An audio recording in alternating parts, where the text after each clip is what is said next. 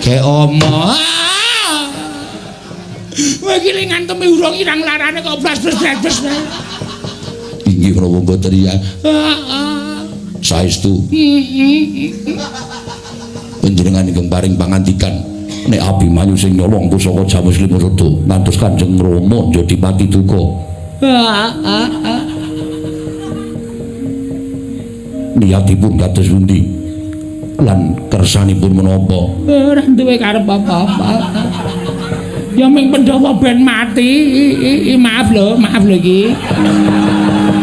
Aja lara ati lu ya, Pandhawa men mati. Aku berganti kang Kanjeng Prabu Duryudana supaya mateni para Pandhawa iki.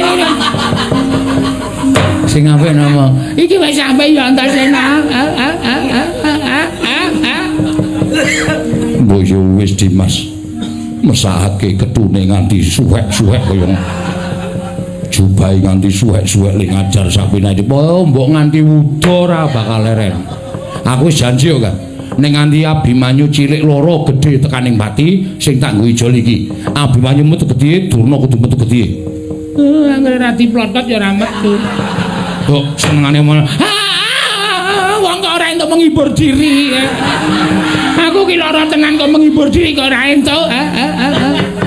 Pokoke ning nganti Abimanyu metu gedhe. Durna kudu metu gedhe. Iki lho ndase wis metu sithik.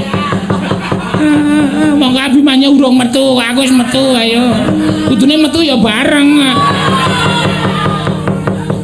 Pancen wong tuwa edan. Gemeske ora.